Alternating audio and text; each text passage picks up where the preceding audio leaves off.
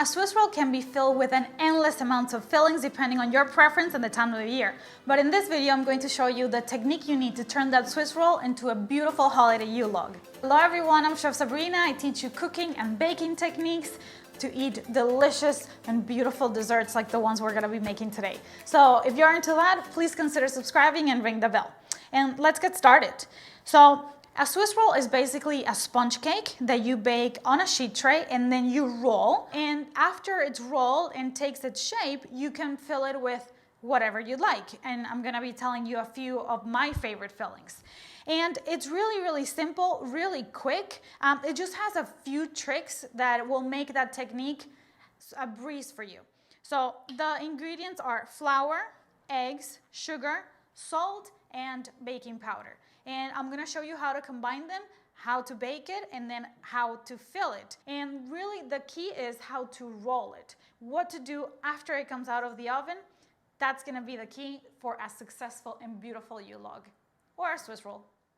So one of the keys to bake a sponge cake successfully is the way that we put the parchment paper on our tray. Well, first of all, it has to be a thick or good quality tray that it's not gonna snap on you as soon as you take it out of the oven. I don't know if you've had that happen, and it's because of the temperature fluctuation from a hot oven to the ambient temperature. And if it's not good quality, it snaps on you. So something like this that is sturdy, this is commercial, or you can find it in home goods stores, and even sometimes supermarkets carry good quality thick sheet tray. So this is a half sheet tray, and the way I put my parchment paper so that it fits perfectly on the bottom of the tray. And notice that I have a little bit left over because I did it vertically.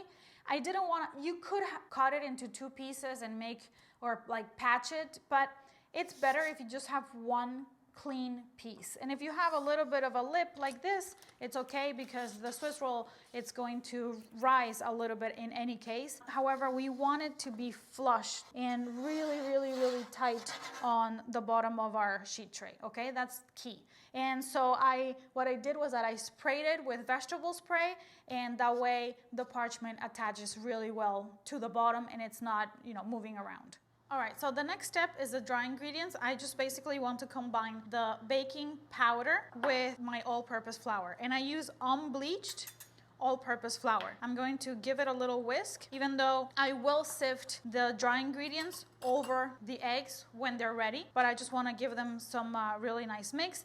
And then the salt, you would think that you put it with the flour. However, I prefer always, not just in this recipe, but I always prefer to add with the liquids, whether that is milk or in this case it's gonna be the eggs, because I wanna make sure that the salt dissolves very well. Sometimes if you add it with the dry ingredients, and the dry ingredients are towards the end of the mixing process, it might not dissolve, especially if you're using kosher salt like the one I use. So I prefer to always add it with the liquids and make sure that the salt dissolves so that it seasons my mix, my batter, my dough really well all throughout and not just in little pieces or little bits. So that's gonna go with the eggs. And we're gonna be using the whisk attachment, or you can use an electric hand beater or hand mixer, okay? But we need to use not the paddle attachment, but in this case we're gonna use the whisk because we really wanna incorporate a lot of air into those eggs so that we get a really fluffy and light sponge cake and Swiss roll at the end. So I'm gonna be cracking my eggs and I'm gonna start beating and show you how that looks. Okay, so in my bowl, I'm gonna add my eggs, my sugar, and also my salt. And I'm gonna start beating.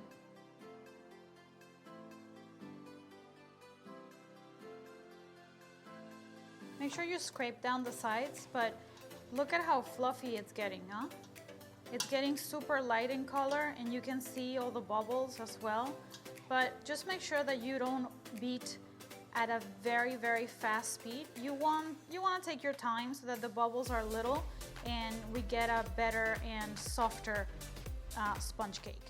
All right, so let's look at it. I want to show you how this should look. All right, it is super fluffy and light in color. Look at this. Okay, it has turned from yellow to like this super pale yellow, and it's increased in size maybe 4 or 5 times. So it took about 7 to 8 minutes, and like I said, I don't like to beat it at a super high speed right from the beginning. I just like to do like a burst of speed at the end, but I prefer to take my time, just like when I do meringue or when I do whipped cream, because that way I create small bubbles. I go slowly first and then medium, and then I increase the speed as I go so that the bubbles are really small, and that's going to make a much fluffier cake, a much creamy whipped cream, a much smoother and shiny meringue. So take your time. You could do it super fast, but just to let you know, it's just gonna be better if you take your time.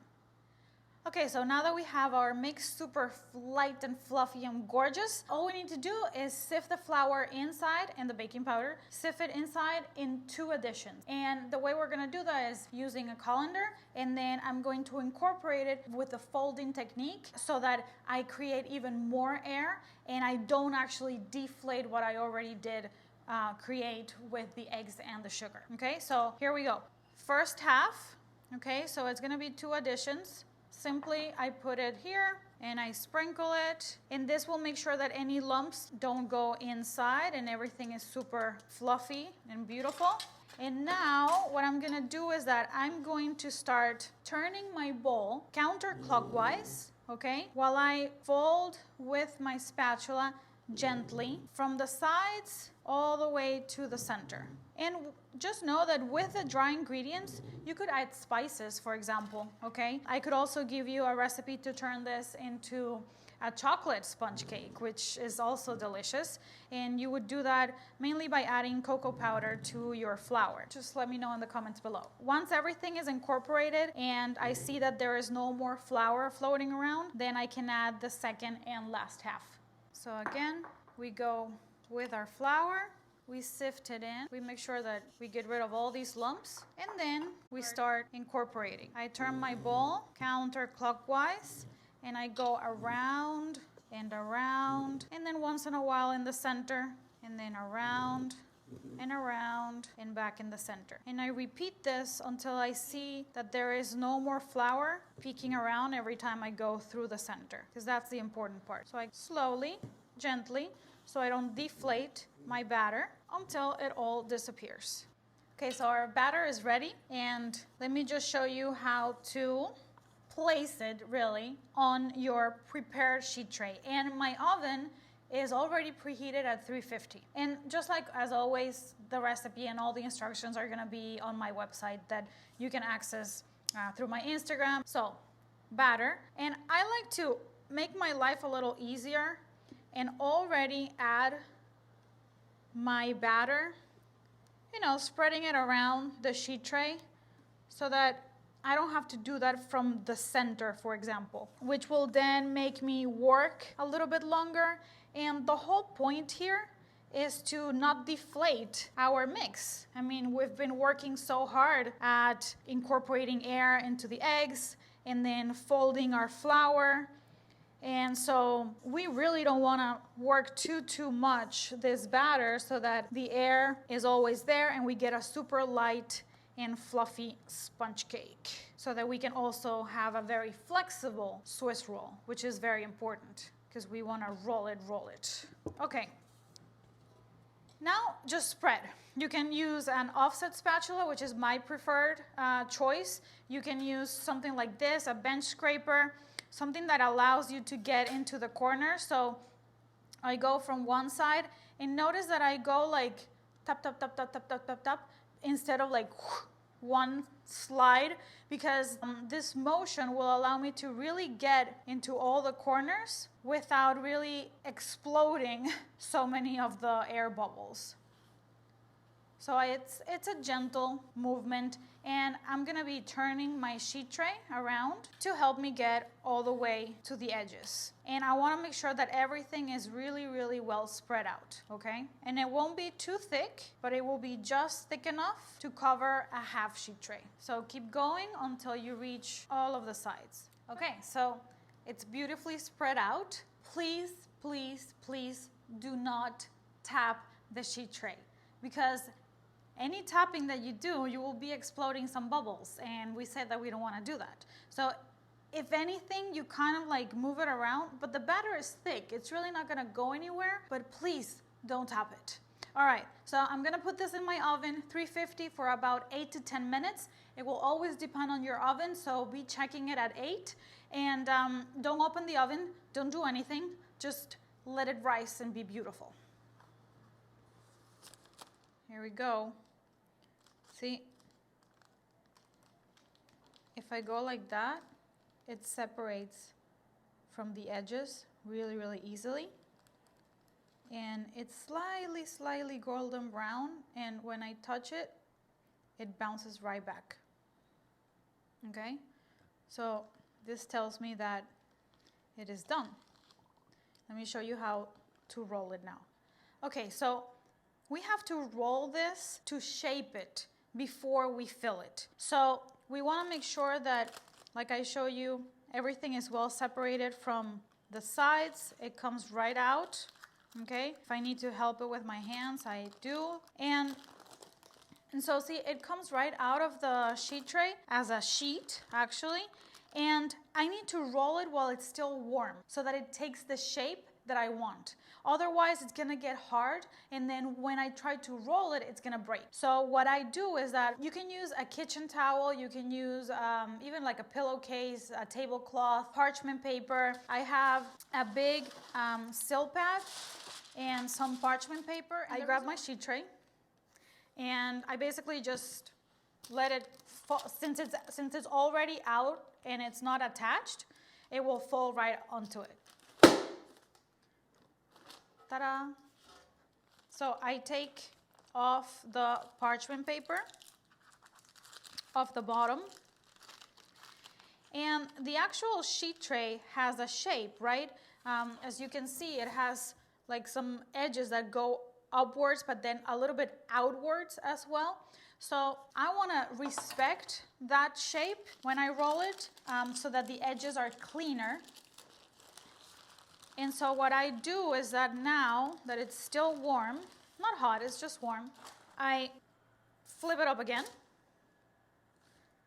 And then I roll it. And I roll it like you would like a sushi roll or a burrito. Okay? And then basically now you just roll it. Roll it, roll it, roll it, roll it. And then I use my sill pad. Like I said, you can use a tablecloth. And then I roll it again. And the weight of it will stay. You could use a rubber band, or you could use another cloth on top just to weigh it down. And it needs to stay like this, maybe for 5 to 8 to 10 minutes. Not long. It just needs to take the shape. It needs to basically cool down in this shape, so when we want to fill it and then roll it again, it doesn't crack on us, okay? Now, the other thing that you need to do to prep for all of this is to make sure that in your fridge, you grab this sheet tray and you measure that you have at least, doesn't have to be the depth, because you know the Swiss roll is much thinner, it's just like a cylinder, but it has to be this long. So just make sure that you have at least this length available in your fridge, because otherwise you're gonna be ready to put it in your fridge and you're gonna have to be like rearranging everything like crazy because you don't want it to like come to temperature if you have a cream or you know anything. So it's just better to prep also your fridge so that it can have the Swiss roll resting overnight or before the party or whenever, okay? So just do that. Okay, so we're ready to fill. 10 minutes have passed by, it's already at room temperature, and I'm gonna fill it with, I'm first going to spread some soft ganache that I made, and I can give you the recipe for that if you'd like as well. And then here I made some pastry cream to which I added some hazelnut paste. So it's gonna be very delicious and very appropriate for the holidays, I think. So it's a hazelnut pastry cream and some ganache. You know, you can use marmalades, you can use dulce de leche, you can use Nutella, you can use any pastry cream, you can use curd, like a lemon curd or lime or passion fruit curd. It depends on what you want to do. You can use a buttercream. It would be really nice, like a mocha buttercream or a chocolate buttercream inside of this. I mean, the possibilities are endless. It's gonna be delicious regardless of what you use, but that's what I decided to use this time, and it's really for the holidays, so I think it's a great flavor combination. So I'm going to basically unroll my Swiss roll, okay? I have it here. See, and it's so nice, and it has like a little lip already for me to like roll it back again. So I'm going to gently spread some of my ganache. And you could use maybe like a sugar syrup, a flavored sugar syrup, or maybe with a little bit of rum, or I don't know, any other liquor that you like if you want to spike it up. And then now I'm just going to spread it. So spread it really, really well, all throughout, all the way to all the edges, okay? Just to make sure that every single bite has a little bit of ganache. So I'm done with the ganache. Now this is really the filling. I'm going to roll it just like it was before, right? From the side that it's closest to me, all the way outwards. So I want to make sure that especially the center, which will be where I first roll it, has, you know, a lot of filling. But also I want to make sure that the other end has less filling so that it doesn't ooze out. And if it does, it's fine. It's just that it's much easier than to close it and to have a neat seam, okay? So I usually add the filling closest to me, and then I spread it out. And if I need to put some back in the container, I do, but it's just easier to start where it's closest to me. And so now I start spreading as well, okay? I make sure that I have a lot next to me, and then I spread out.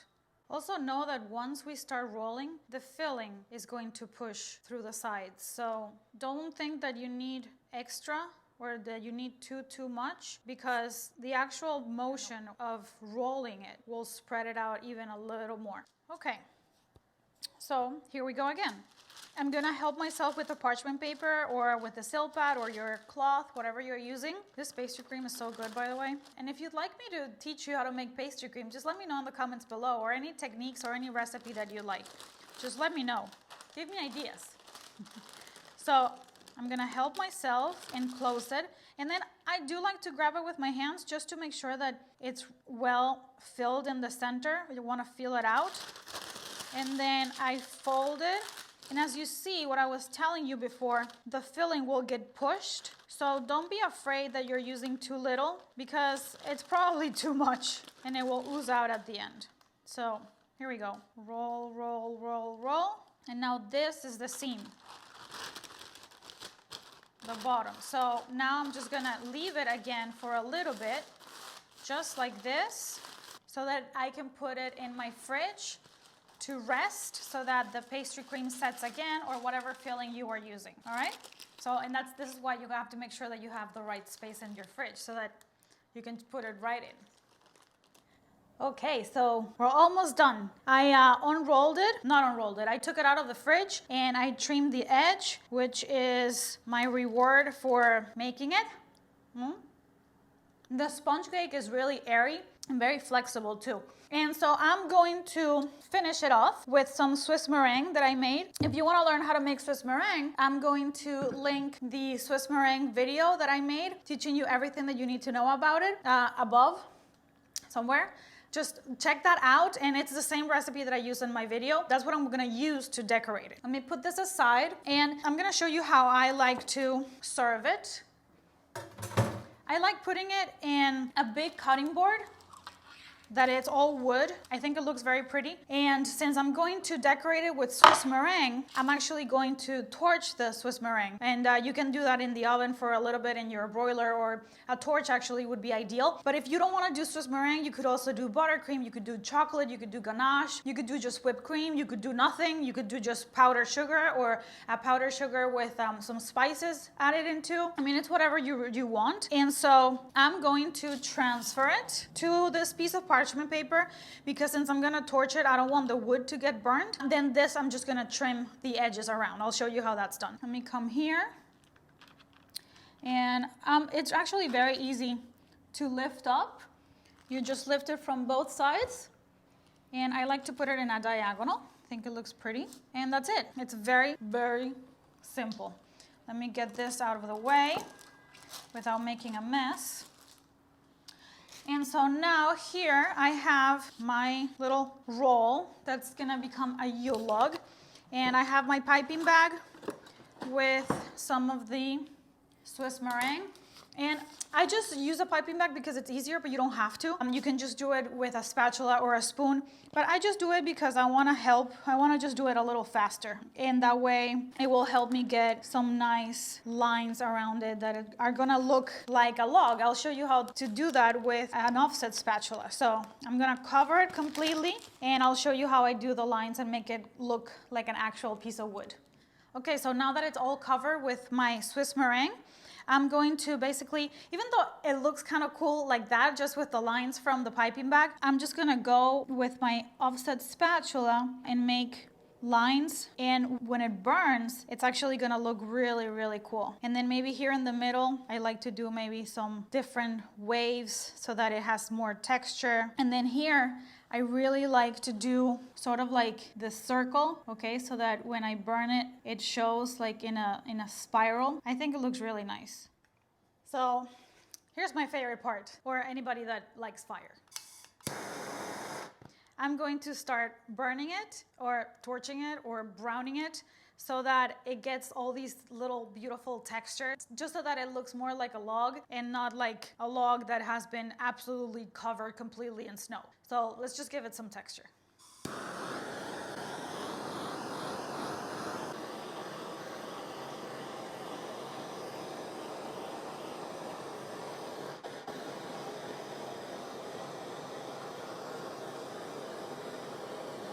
Okay, so another thing, if the paper catches fire, you just blow it and it will, don't worry, you're not gonna burn your house. So the cool thing is that if you don't like the paper, you can just trim it out. I happen to actually like the paper and I like to burn the paper on purpose. Weird, I know.